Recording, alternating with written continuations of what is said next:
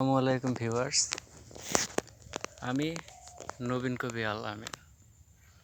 এখন যাচ্ছি আমার হাই স্কুলে আমার শিক্ষকদের কাছে আমার কিছু বই নিয়ে। এখানে 15-16টা ব্যাগ আছে, বই আছে আমার এই ব্যাগে। তো তাদেরকে আমার বইটা দেওয়ার জন্য যাচ্ছি। তো স্কুলে গিয়ে শিক্ষক শিক্ষিকার কাছে যখন বইটা দেওয়ার পরে কি বলবো তাই ভাবতেছি, দেওয়ার পরে কি তাদের কাছ থেকে টাকা চাইতে পারবো যে স্যার 260 টাকা এটার এমআরপি, আপনারা কত টাকা দিবেন দেন? এমনটা বলতে তো লজ্জা লাগবে বলে মনে হচ্ছে। কি বলবো তাই ভাবছি। আর আমার এই ব্যাগের ভিতরে আছে আমার বইগুলো।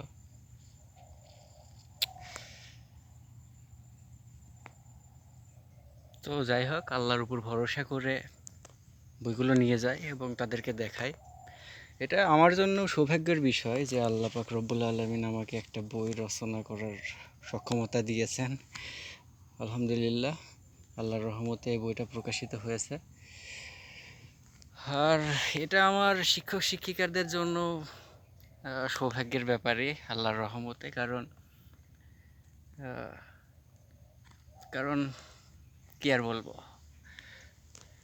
কথা হারিয়ে ফেলছি আবেগে।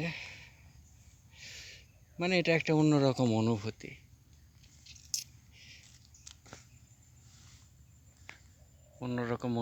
অন্যরকম আবেগ।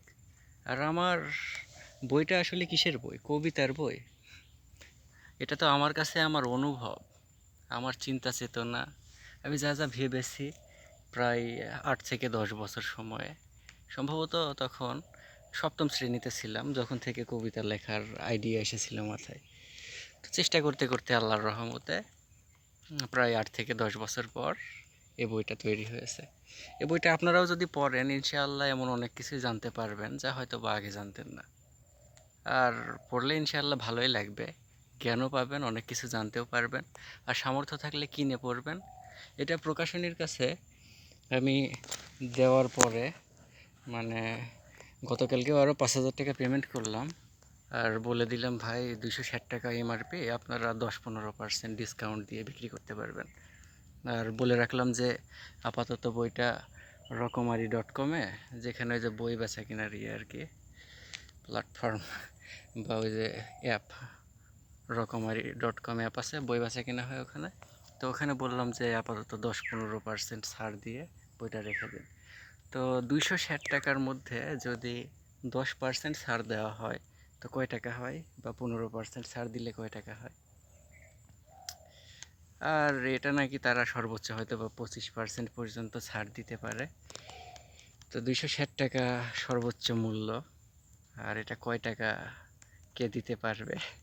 আর আমিও কি শিক্ষক শিক্ষিকাদের কাছে চাইতে পারবো নাকি টাকা বইটা দেওয়ার পরে, সেটাই এখন ভাবছি। তো সুন্দর রৌদ্র উজ্জ্বল পরিবেশ, হালকা ঠান্ডা, তার মাঝখানে আমাদের এই রাস্তা দিয়ে দীর্ঘ বছর চলাচল করেছি আমি। এই যে এদিক থেকে আমরা আসতাম আর এই দিক দিয়ে পৌঁছে যেতাম গিয়ে সোজা আমাদের স্কুলে। এই রাস্তাটা অনেকটা ভালোই, মানে অনেক সময় ধুলাও হয়। এখন দেখছি মোটামুটি যে কন্ডিশন চলাচলের উপযোগী আর কি, গ্রামের রাস্তা তো। এদিকে আমাদের আটঘরে আর এদিকে আমাদের স্কুল ফুলবাড়ি গ্রামে, ফুলবাড়ি মডেল হাই স্কুল। তো সবাই দোয়া করবেন, ভালো থাকবেন। আসসালামু আলাইকুম।